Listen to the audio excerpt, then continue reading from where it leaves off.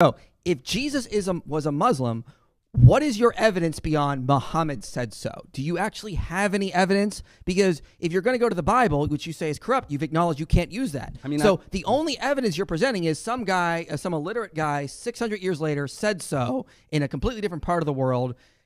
That's not evidence. Problem is, a lot of the Trinitarian theology falls back on Paul. You cannot trace anything related to the Trinity or the resurrection that is not traced to Paul or those who were influenced by Paul's writings. Paul himself was an enemy of Jesus throughout his life, and somehow the 12 disciples didn't get the message right, and apparently Jesus had to come afterwards to someone who was his enemy throughout his life to preach a message that was completely contradictory. Relevant to the actual Jesus just topic. means, Muslim means he surrendered to God. I believe Jesus surrendered to God. Okay, so Christian means one who follows Jesus. Are you a Christian? If purely it means ones who follows Jesus, and that's categorically accurate, then yes, I follow the message of Jesus. Jesus taught to worship God alone. Are you going to go around saying you're a Christian? Because that's not the correct teaching of Jesus. Exactly. That's not We're going to go on the more rigorous definition. Are you a Buddhist? Because Buddha means the enlightened one, and you would say Allah enlightened Muhammad, so could you call yourself a Buddhist? No, but you know, there's words theories, have meaning, guys. There's theory. Well, there's actually theories out there that Buddha himself may have been a Muslim. He may have surrendered. Yes, you can laugh all you want. What is the evidence Jesus was a Muslim? You can say all day what you believe, but you're not actually giving me any evidence of this other than Muhammad said so. For me, that's sufficient. So for me, the evidence is not for us. Please convince us. We want to be convinced. What does it actually mean to be a Muslim? By definition, a Muslim is someone who submits to God, but here's the real question: which God? In this debate, the claim is made that Jesus was a Muslim. But as you're about to see, once we examine the definitions and the evidence, the argument begins to fall apart.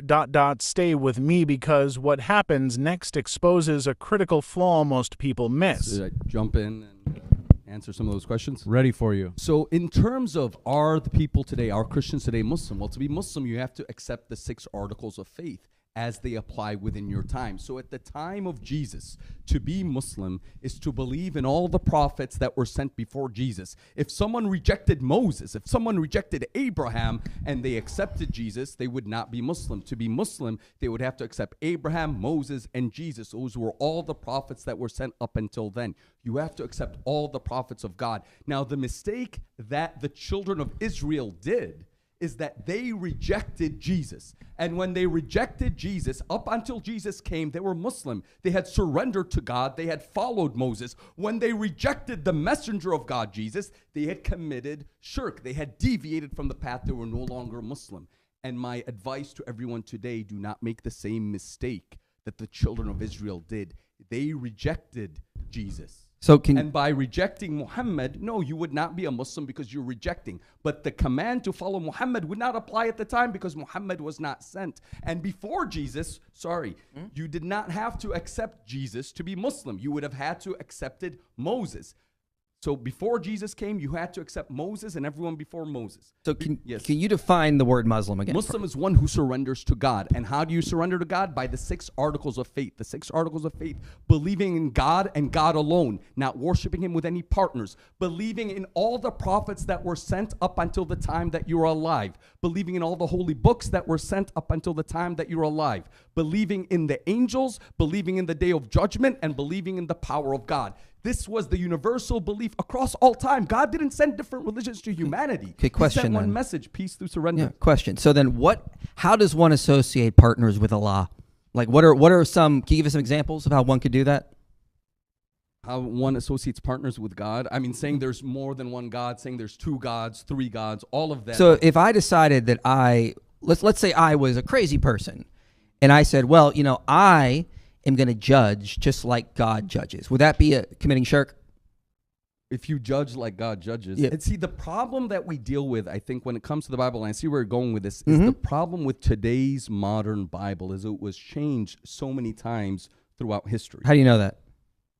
Read Bart Ehrman's book, I think, I have. and you quoted it. Read it from beginning to end. Who chose the books? Is there any unbroken chain of today's holy books going back to the prophet? To the prophet Jesus? There isn't. Let's go on that. Okay, so how do you know that the original Jesus preached what You say he did. If these books have been corrupted, how do you know? Because the Quran has never been changed. I have an unbroken chain going back to the Prophet Muhammad. Unbroken. That's irrelevant to my question. Teacher. Yes. So how do you know that the original Bible or the original books of the New Testament preached the same thing as Islam? Because they could have been corrupted and maybe they taught Mormonism. How do you know it was Islam? The whole idea is Islam is surrender to God. Every prophet of God surrendered to God. We accept Jesus as a messenger That's of not God. answering my question, though. Go ahead. My question is simple. Like, you want to say that Jesus preached Islam, the same doctrines you would surrender believe. to God. He okay. taught people to How worship do you God. know that if these books have been corrupted? Anywhere in the Bible did Jesus say worship me? If Jesus said worship me, commit shirk, he would be expressly clear upon that. Nowhere in the Bible does Jesus ever command people to worship him. Did Jesus ever say in the Bible, I'm just a messenger, don't worship me? He was very clear, do not call me good. Wait. He didn't say those exact words, though, right? I don't remember exactly, because that's an exact word fallacy. But he clearly accepted worship in Luke 24:52 when the disciples. So what you guys are doing is picking and choosing, and many of these verses, yes, many picking and choosing. Verses, well, because that's an interesting category. Sure. You don't say. Do you think you may have done that when you did in your opening statement? But I preface that with the fact that the Bible itself is one I am hesitant to quote from because it has been changed, and the problem is in the Bible that you have itself, the way you apply it, it contradicts itself. The theology itself is contradictory, evidence, right? Yeah, I'm happy not to use it as evidence. Okay, then how do you know? Is it just you're doing what I said in my opening statement? Sure. You're going to say Jesus is a Muslim because you already assume Islam is true. So you're just assuming that from your religious worldview. No. You can't objectively argue that. You would have to establish Islam is true first. And unless you do that, you can't say Jesus is a Muslim. Well, the way we do it is we believe that the Quran remains the only unchanged book from God. You can believe that all you want. Exactly. That's going to be the foundation. Obviously, the Quran is our foundation for our beliefs. Okay, yeah, but that's my point. Mm-hmm. Okay, if all you got up here and said, I believe Jesus is a Muslim, and if you accept Islam, you'll believe that too. Okay? That's fine, but you're arguing it's objectively true. That's why you did go to the Bible and use verses and say, no, this is an objective truth beyond what Islam believes. What is your evidence for that? And if your only evidence is Muhammad said so, that's not good enough. Well, it may not be good enough for you, but ultimately each and every person has to answer before God. And my message to everyone is do not make the mistake of worshiping other than the Creator. The Creator is too big. He is not, we know one of the biblical quotes, and again, I understand the contradiction of quoting the Bible, but it's something to think about. Numbers 23:19, God is not a man that he should lie, nor a son of man that he should repent. Question. If I said, I'm not a husband that cheats, did I just deny being a husband? No. Exactly. He said, I'm not a man that he should lie. It's about I'm not lying. a man that man would lie. Yeah, that's the thing. It gets to the verse. It doesn't actually. Yeah. What about Exodus 15, where it says Yahweh is a man of war? Ish. It uses the Hebrew again. ish. I think there's many. If we were going to go and dissect the Bible, we would have a long time to do that. But right. I think the issue is this. Ultimately, each person has to make a decision because ultimately our souls rest on the line. And I think where the difference is that you believe that you have to accept Jesus. Absolutely. Correct me if I'm wrong. And that he is God or is the Son of God. I mean, tell me exactly what do you believe about Jesus? We believe Jesus is the Son of God and he is fully God in essence. Yeah. So therein is the contradiction. You believe he's both the Son of God and is God. No, that's not a contradiction. But that is a contradiction, and that is what is sad is that you're blinded to realizing the contradiction in that. Our message is much simpler. Faith is simple because it must rest within the heart. Within the heart, we know that God is one and indivisible. He has no children. Yes, there are verses in the Bible. I am the Son of God. You are the Son of God. He's the first begotten Son of God. The Bible uses multiple people and calls them the Son of God. Then why did you quote it? Well, I told you the caveat of quoting it. What I urge you to reconsider is that our position about the Creator is he is too great, too beautiful, too powerful to be a person. He's not a person. We reject anyone who claims that they are God or that they are the Son of God. And yes, I love the verse you quoted. They say the most merciful has taken a son. The heavens and the earth wish to tear up about that claim. We reject those claims. We are the only remaining pure monotheists who believe in Jesus. And we believe we do follow the original message of Jesus. Jesus did not make it about himself. He loved God. He worshiped God. He prayed to God. And all I'm saying is pray to God with us alone. Do not associate partners with God, lest you regret it when you return. Are you done? Can I go now? Go ahead, okay, go thank you.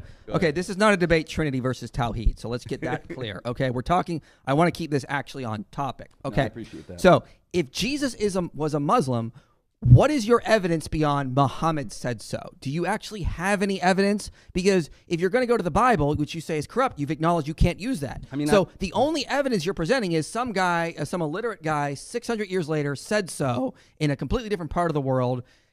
That's not evidence. I mean, really, I think what it comes down to, and I think this would sort of bring out my own question to you, which is, if Jesus worshipped God, did you acknowledge? I want you to answer. You can answer me that. I'll answer that question next. But please answer mine first. Sure. Yeah. So, what is the actual evidence other than is your own? Are you only up here basically saying I believe Jesus is a Muslim because I think Islam is true? Is that your position? No, I mean, absolutely. I believe he's Muslim because the Quran was unchanged. Okay, got it. Yes, So you're just saying this is just my personal belief, then, right? Belief based on facts. Okay, then what are the facts that Jesus was a Muslim beyond Muhammad said so? I mean, for me, that's sufficient, and I challenge everyone to do their own research to see if Prophet Muhammad was a messenger of God. The Quran remains the only book that claims to be from God that was never changed. If the Quran is not from God, then humanity has no book from God. I want to do something here. Hey, David Wood, was Jesus a Muslim?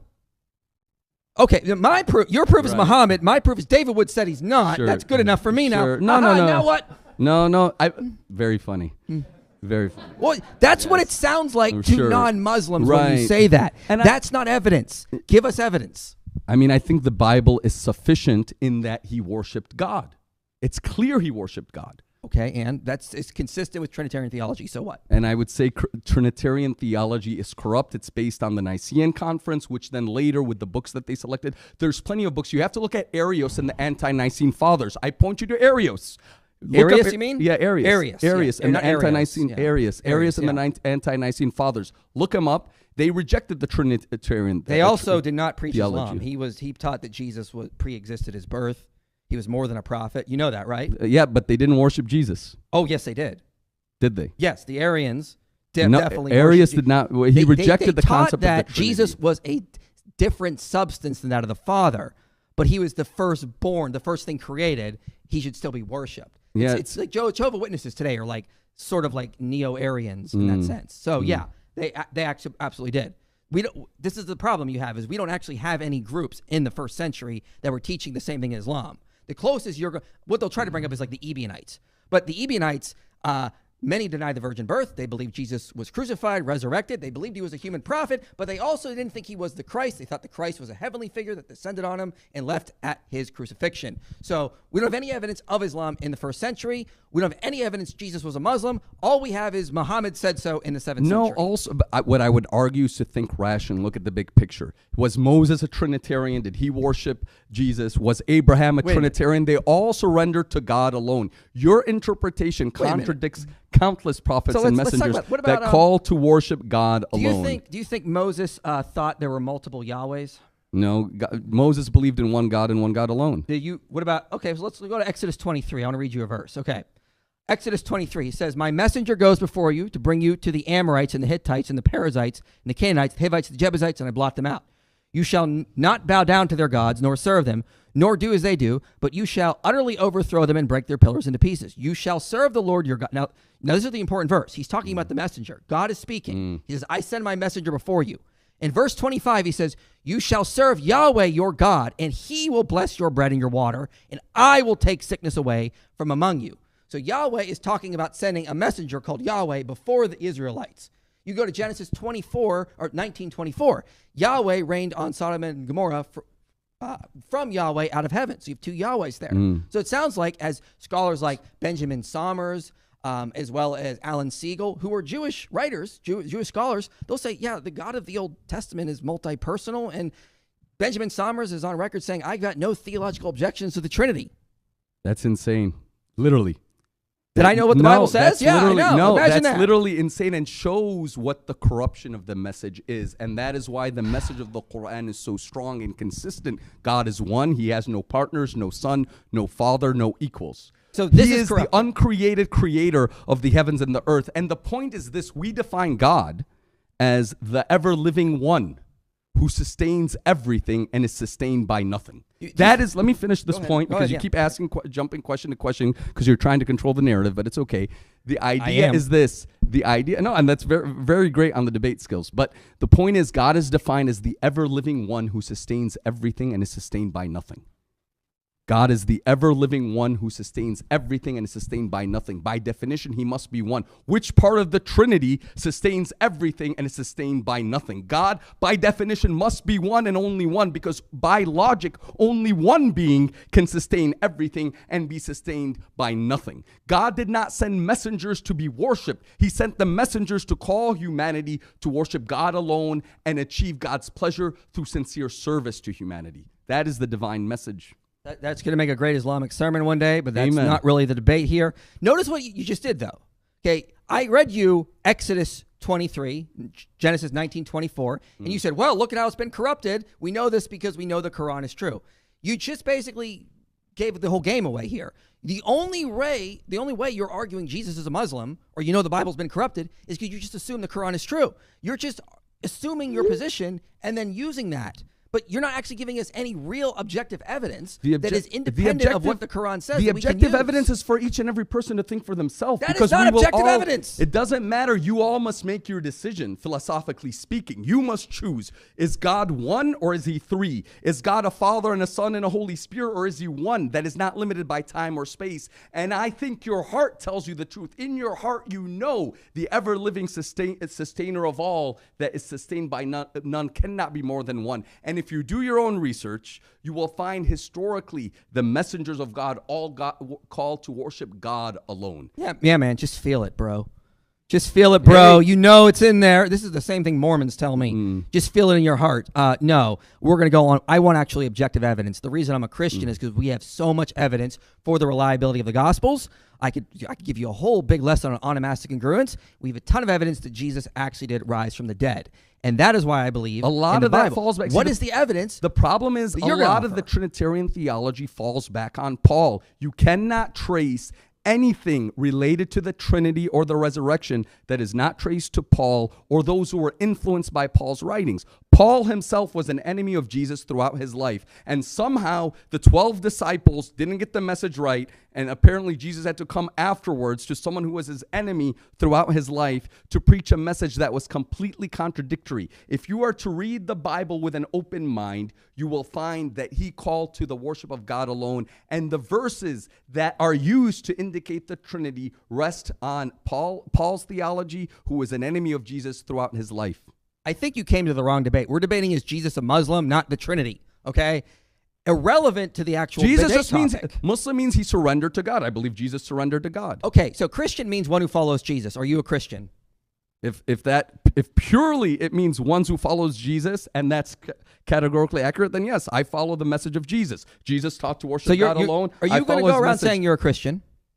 Because that's not the correct teaching of Jesus. Exactly. That's not We're going to go on the more rigorous definition. Are you a Buddhist? Because definition. Buddha means the enlightened one, and you would say Allah enlightened Muhammad, so could you call yourself a Buddhist? No, but you know, there's words theories, have meaning, guys. There's theory. Well, there's actually theories out there that Buddha himself may have been a Muslim. He may have surrendered. Yes, you can laugh all you want. You can laugh all you want, but the message is this. We believe that God sent over 125,000 messengers and prophets to humanity. Okay. They all came with the same message. Worship, surrender to God, worship him alone, be grateful to God, be good to each other, and associate no partners with God. That is the universal message, and it breaks my heart to see so many sharp, smart, eloquent, sharp-tongued people that are very wise, and yet they fall with the mistake of worshiping a man instead of worshiping the creator of the man. Yes, I reference the Quran, and the Quran says Jesus used to eat food, and that's a respectful way to say he also used to go to the toilet. He did not create the heavens and the earth. He was a human, and the argument is God must have sacrificed for us. By definition, God cannot sacrifice. God cannot lose anything. Everything belongs to him. It is only us that sacrifice when we sacrifice our evil desires, when we sacrifice to help the poor and the needy, and we serve humanity. This was the universal message of all God's prophets, which is simple. Religion isn't complicated, and you don't need a PhD to understand that God is one. Be grateful to him and serve his creation. That's the simple message. Again, we're not here for a sermon. We are here for a debate. What is the evidence Jesus was a Muslim? You can say all day what you believe, but you're not actually giving me any evidence of this other than Muhammad said so. For me, 600 that's years. sufficient. So for me, the evidence is Not the for Quran. us. Please convince us. We want to be convinced. Can we play the video, please, DJ? Play it. If the Quran defines a Muslim as someone who submits to the will of Allah, then using that definition to claim that Jesus was a Muslim is deeply flawed. The issue isn't simply about the word submission, it's about who is being submitted to. The God revealed in the Bible and the description of Allah in the Quran present fundamentally different understandings of God's nature, character, and revelation. Jesus did not come preaching a vague submission to an unknown deity. He revealed a specific, personal relationship with the Father and ultimately pointed to himself in ways that directly contradict later Islamic claims. So the argument collapses at its foundation. You cannot take a definition from a 7th century framework and retroactively impose it on a 1st century figure, especially when that framework contradicts the original teachings and eyewitness accounts of Jesus' life. And this brings us to the issue of evidence. The claim ultimately rests on the authority of Muhammad, someone who lived over 600 years after Jesus, who never met him, and who did not interact with the original disciples or eyewitnesses. Yet we are asked to believe that this later figure has a more accurate understanding of Jesus than those who walked with him, heard him, and recorded his life. Historically, that doesn't hold. Earlier sources always carry more weight than later reinterpretations. To dismiss the testimony of eyewitnesses in favor of a much later claim is not sound reasoning, it's rewriting history. At the end of the day, this isn't about labels. It's about truth, and if a claim about Jesus cannot be supported with historical evidence, then no matter how confidently it's presented, it simply doesn't stand.